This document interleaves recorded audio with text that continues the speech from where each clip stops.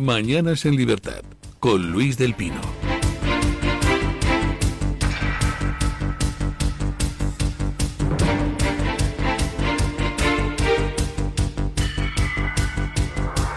(7:31), 6:31 en las Islas Canarias. Buenos días, don Enrique Gutiérrez. Muy buenos días, don Luis. Vamos con las noticias de las 7:30.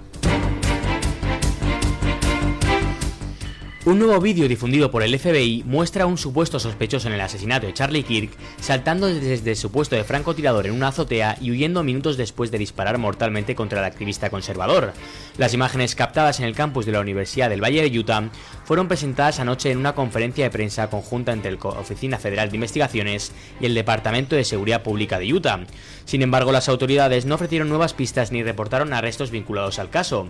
En el clip se observa al presunto agresor vestido de negro de pies a cabeza, corriendo sobre el techo de un edificio universitario. Tras aminorar la velocidad al llegar al borde, desciende hasta el nivel del suelo y luego avanza con aparente calma por el estacionamiento, antes de internarse en una zona boscosa donde arroja el arma utilizada. Durante la huida, el sospechoso dejó una huella de palma y varias manchas en la superficie de la azotea, y además, de acuerdo con los investigadores, estos rastros podrían permitir la recolección de ADN y ayudar a estrechar el cerco en la búsqueda del fugitivo.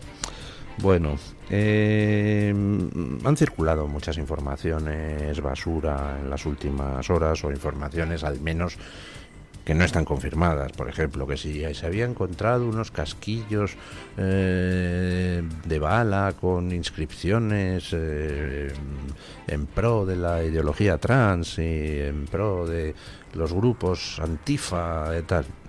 Que yo sepa, eso no está confirmado. Lo único que está confirmado es que una cámara de seguridad de la Universidad de Utah captó a un posible sospechoso, a un señor que estaba en el tejado del edificio desde donde se disparó, llega hasta el borde del edificio después del disparo, se le ve como baja hasta el suelo, se tira hasta el suelo y luego se va tranquilamente.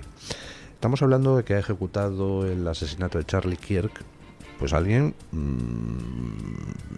profesional, o un asesino a sueldo, o alguien con formación militar, o alguien con mucho entrenamiento con armas y quizá con experiencia previa en operaciones de este tipo, porque es alguien que tiene cuidado bastante en ir tapado, mirando al suelo, es decir, típicos tics de alguien después de asesinar a una persona, con típicos tics de alguien que sabe lo que se hace. Desde luego, puntería la tenía excelente, disparó a 180 metros y dio en el objetivo, y luego huye de la escena del crimen con relativa calma. Vamos, que no era un loco puntual. Era alguien que había decidido o le habían encargado ejecutar ese asesinato, además en una fecha muy simbólica, en 11 de septiembre, conmemoración de la mayor masacre terrorista que han sufrido los Estados Unidos. Bueno, siguen las investigaciones, se han publicado un par de fotografías donde se le ve un poco la cara. El FBI dice que jamás desde la maratón de Boston habían recibido tantas pistas sobre lo sucedido, es decir, ha habido una avalancha de gente comunicando información. La mayor cantidad de comunicaciones, la mayor parte de esas pistas pues eran cosas que no tienen nada que ver, cosas de locos que llaman pase lo que pase para dar pistas que solo están en su imaginación, etcétera, etcétera. Pero seguramente entre ellas pues alguna habrá que permita avanzar en las investigaciones. Dice el FBI que parece que hay alguna huella, algún rastro de ADN que pudiera ayudar en las investigaciones. Vamos a ver si eso es así. Y desde luego, viendo las características del asesinato, viendo que el tío que lo llevó a cabo Hombre, si no era un profesional del asunto, desde luego si era alguien con bastante experiencia en uso de armas, posiblemente en situaciones de conflicto, pues viendo eso, pues se abren muchas hipótesis. Por ejemplo, que sea un asesinato por encargo de algún país extranjero. Charlie Kirk era alguien que poco más de 24 horas antes de morir había puesto ese tuit de "El Islam es la espada con la que la izquierda quiere cortar el cuello a Estados Unidos". Puede haber aquí un asesinato por encargo, como lo que pasó con Vidal Quadras, que era un encargo de Irán. Puede ser algún miembro del ejército americano o de las fuerzas las fuerzas de seguridad americanas o de los servicios de inteligencia americanos, pues que trabaje para el mal. Pues puede ser. Desde luego lo que no parece es un loco. Ya sabemos que hubo hace un par de semanas un tiroteo en una iglesia de un colegio en Estados Unidos, donde un trans pues la emprendió a tiros contra los niños sentados en los bancos de la iglesia. Eso fue el atentado de un tío enloquecido, y cegado por el odio o por sus paranoias. Esto indica un asesinato bastante premeditado y relativamente bien ejecutado. Para empezar, pues bueno, un asesinato que ha requerido sin ninguna duda que, una vez conocido que Charlie Kirk iba a celebrar ahí un acto el 11 de septiembre, me pregunto desde cuándo se sabía eso, ha reconocido el terreno, ha elegido un edificio desde el que tenía vista sin obstáculos hasta el escenario, ha utilizado un rifle con el que pudiera acertar a larga distancia, ha efectuado un único disparo, ha acertado y se ha ido tranquilamente. Bueno, esperemos que vayan adelante las investigaciones. Mientras tanto, ayer en Madrid hubo un minuto de silencio por Charlie Kirk ante la Embajada de Estados Unidos. Más de un centenar de personas se han concentrado frente a la Embajada de Estados Unidos en Madrid en homenaje al activista estadounidense Charlie Kirk, que ha sido asesinado a los 31 años tras haber recibido un disparo en el cuello mientras participaba en un evento.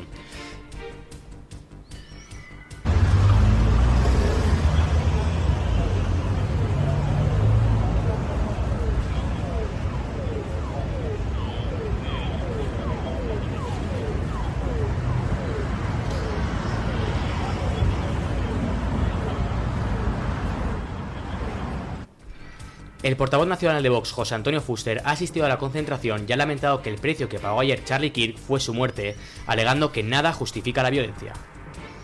Buenas tardes a todos. Ayer los de siempre, los que asesinaron a Fernando Villavicencio, los que mataron a Miguel Uribe, los que acabaron con Shinzo Abe, los que apuñalaron a Bolsonaro, los que dispararon contra Trump, acabaron con la vida de un hombre bueno, de Charlie Kirk, un hombre que solamente tenía la palabra. Iba por los campus de Estados Unidos, de las universidades infectadas de wokismo, solamente con la palabra, y animaba a debatir. Él decía siempre que si no tenemos la palabra, el día que dejamos de debatir, el día que dejamos de hablar, no tenemos nada y ocurren cosas malas. Hay alguien empeñado, ayer con su asesinato, en que ocurra cosas malas. Charlie Kirk era un referente para muchos de nosotros. Ayer fue un día muy especial, especialmente muy duro para mis hijos, todos de una edad, unos 20, 22 años, que veían en él un referente que nos dejó varias enseñanzas. La primera enseñanza, la más importante, le dijo a los jóvenes: aprended algo nuevo todos los días. También les dijo: comprometeos con una buena causa, ser buenas personas y llevar esa causa hasta el final, sin importar lo que os pase ni el precio que tiene que pagar. El precio que pagó ayer Charlie Kirk fue su muerte. Y dejar viuda a su mujer Erika y dejar huérfanos a sus 2 hijos. Ayer las redes estaban llenas de testimonios de gente pues de 20 y tantos, de 30 años, gente de Estados Unidos, blancos, negros, asiáticos, contando cómo Charlie Kirk había transformado sus vidas. No era alguien que fuera un simple podcaster, no era alguien que fuera un simple dirigente de una asociación juvenil, era alguien que hacía activismo universitario, que llamaba a la gente a combatir por las buenas causas, que llamaba a la gente a comprometerse.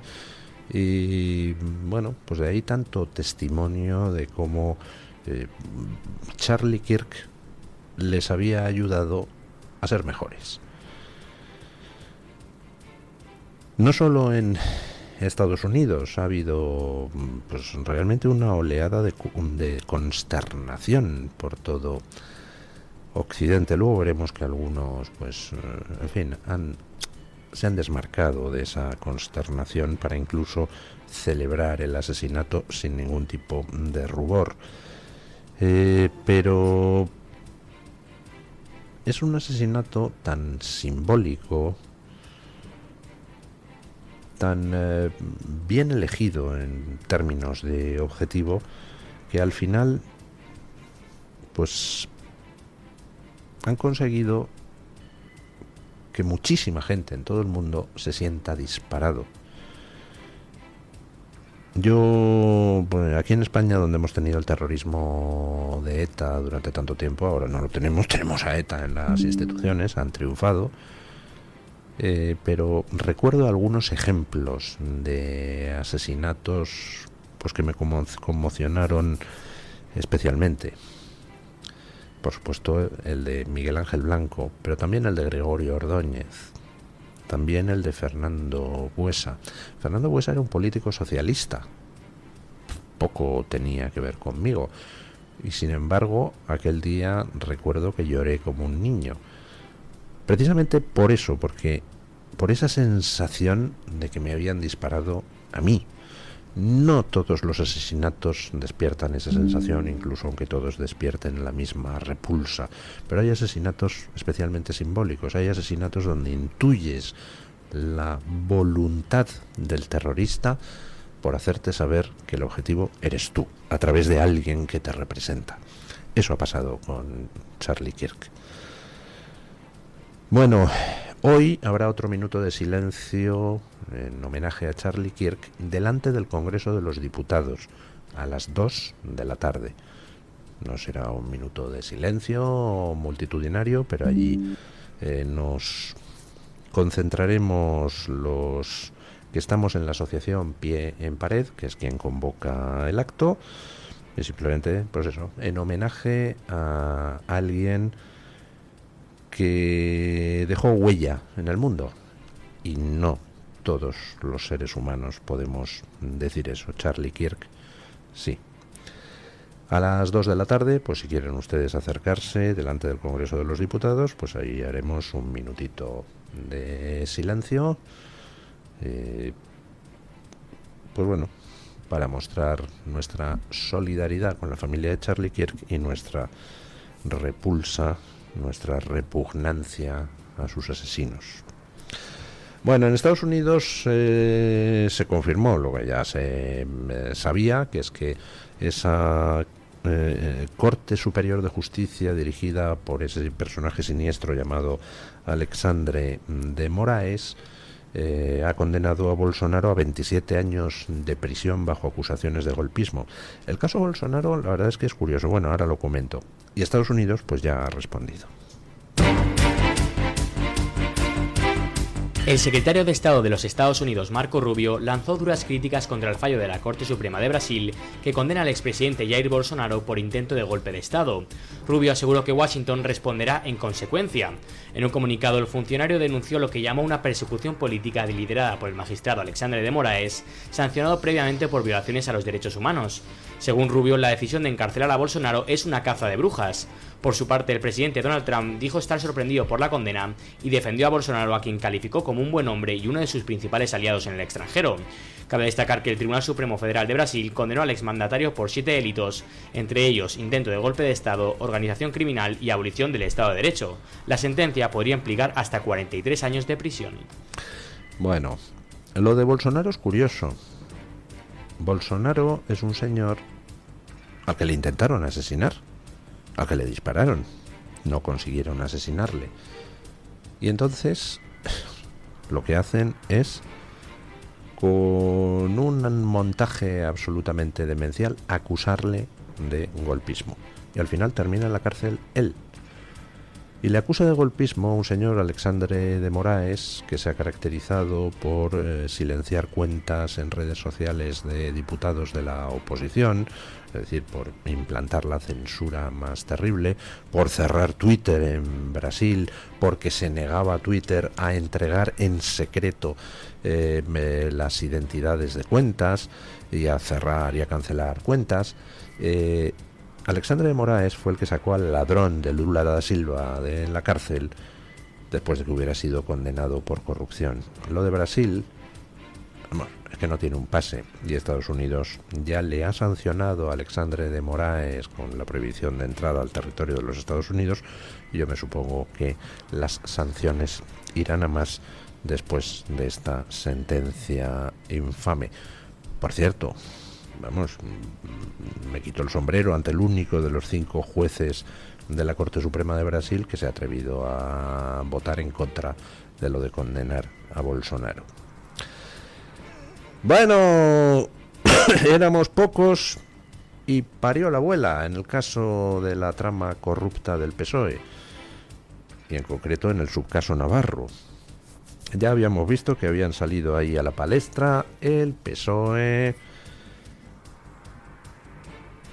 Servinavar, Acciona, el gobierno de Navarra, el gobierno central. Bueno, pues los que faltaban, UGT, vamos con ello. El diario El Mundo ha revelado que la empresa Servinavar 2000 SL, señalada como la sociedad a través de la cual el ex número 3 del PSOE, Santos Cerdán, habría cobrado comisiones, mantuvo durante una década en nómina a Iván Santos Mateo, hijo del líder de UGT en Navarra. Según Hacienda, trabajó entre 2015 y 2024, coincidiendo con el mandato sindical de su padre. Fue la primera contratación del empresario Anchón Alonso, hoy imputado por cohecho y organización criminal.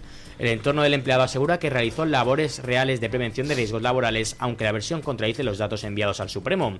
Por otro lado, el Confidencial reveló que Santos Cerdán usó a Koldo García para ocultar al menos 132.180 euros a través de la cooperativa Noran, creada en 2015 junto al constructor Josep Anchón Alonso. Hasta 2021, Noran facturó más de 430.000 euros y multiplicó sus activos de 8.500 a más de 132.000. Los investigadores creen que Cerdán controlaba la entidad mediante Koldo como testaferro. Además de acumular fondos, Noran sirvió para mover dinero.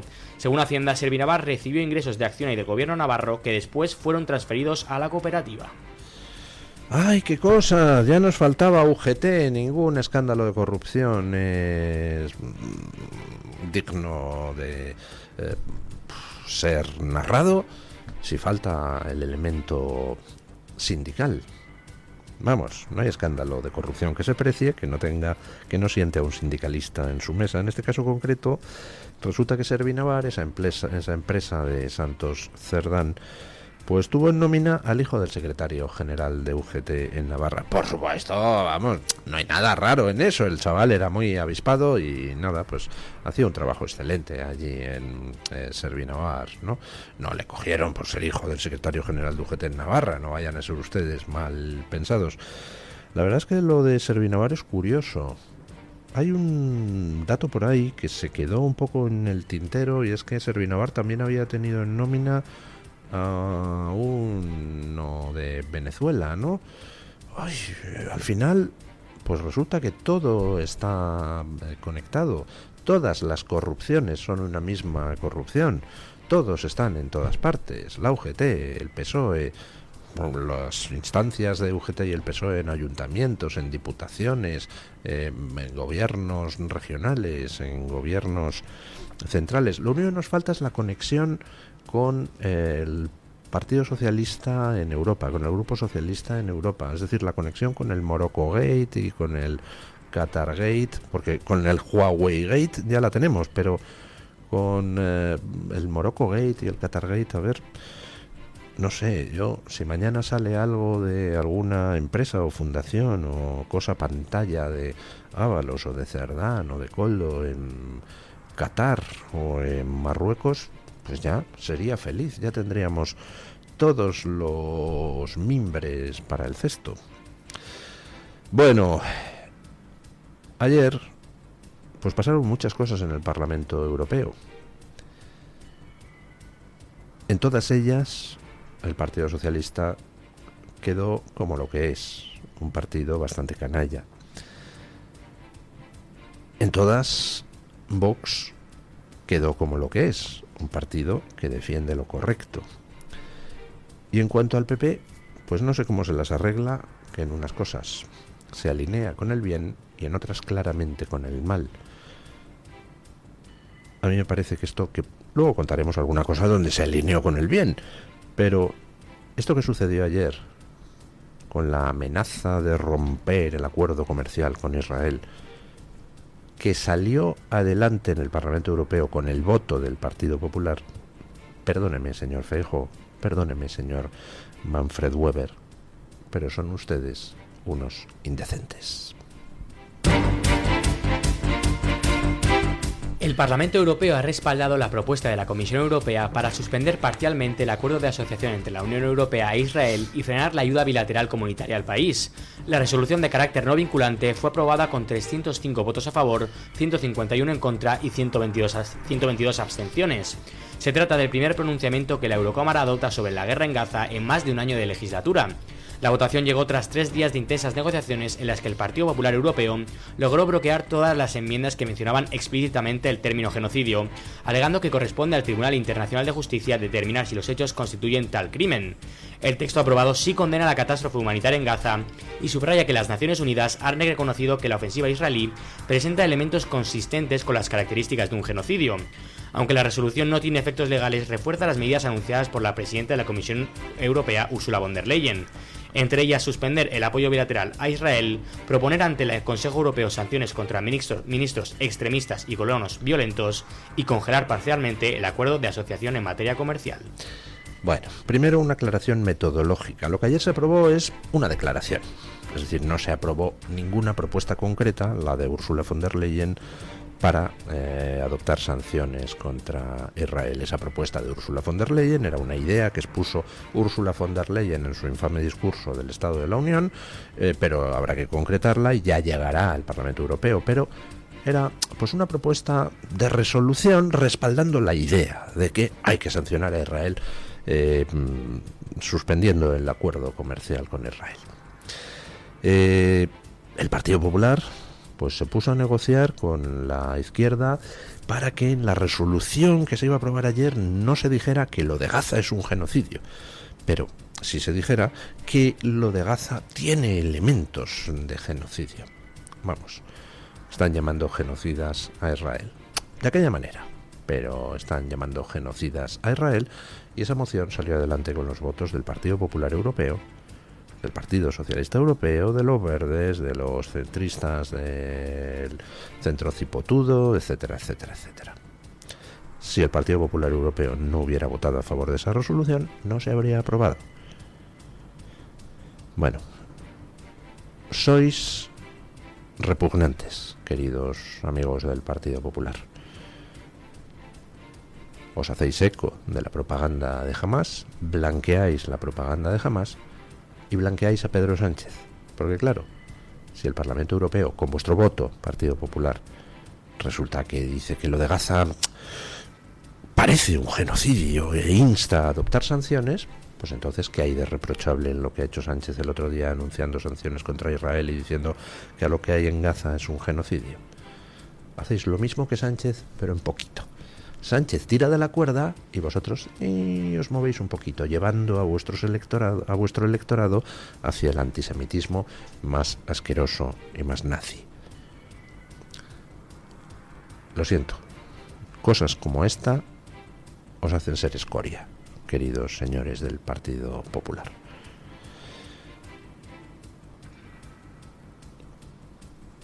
¿Va a salir adelante en esa suspensión del acuerdo comercial con Israel? Pues lo más terrible es que no va a salir adelante. Es decir, se trata de blanquear lo que Sánchez y otros Sánchez en otros países europeos hacen contra Israel, dándole la razón argumental sin que al final se vaya a concretar en nada, porque para salir adelante esta rescisión parcial del acuerdo comercial con Israel tendría que aprobarlo tendrían que aprobarlo todos los países europeos con una doble mayoría reforzada, 2/3 de los países que además representen 2/3 de la población. Y no va a salir adelante. Entre otras cosas porque en Alemania no se va a poder votar a favor de esta rescisión. Y no se va a poder votar a favor de esta rescisión no por la CDU, los cristianodemócratas, los de Merz, que es el Feijóo de allí. Ese sí estaría dispuesto a votar a favor como país, Alemania. Es que se le han revelado los de la CSU, los socialcristianos de Bavaria, que es su partido aliado en Bavaria. Ya sabe que allí la CDU está en toda Alemania, menos en Bavaria, que es la CSU. Pues la CSU, no en vano, en Bavaria fue donde Hitler inició su andadura. La CSU ha dicho que ni de coña piensa adoptar ningún tipo, validar que Alemania adopte ningún tipo de sanción contra Israel, ni ningún tipo de declaración contra Israel. Así que Alemania tendrá que votar en contra, Hungría votará en contra, Italia votará seguramente en contra, otros países votarán en contra, y en total pues no se va a poder llegar a lo de los 2/3 de la población, incluso aunque se llegara, que a lo mejor es posible, a los 2/3 de países. Con lo cual, lo que ayer ha hecho el Partido Popular en el Parlamento Europeo es doblemente repugnante. Porque si tuviera efectos prácticos, por lo menos podrías decir, es que a lo mejor están convencidos de lo que dicen y van a tratar de hacer algo para parar allí en Gaza. No, saben que no va a salir adelante la propuesta. Y a pesar de todo hacen el gesto de insultar a Israel, de validar lo que dice Hamás, de blanquear lo que hace Sánchez aquí. Lo dicho, señor Feijóo, señora Merkel, señora von der Leyen, señor Weber, señores del Partido Popular Español y Europeo, son ustedes repugnantes. Blanquean el antisemitismo, blanquean a Pedro Sánchez. Vamos con doña Rebeca Crespo para que nos cuente qué trae hoy la Gaceta en portada. Buenos días, doña Rebeca. ¿Qué tal? Muy buenos días y feliz viernes para todos los oyentes de Mañanas en Libertad.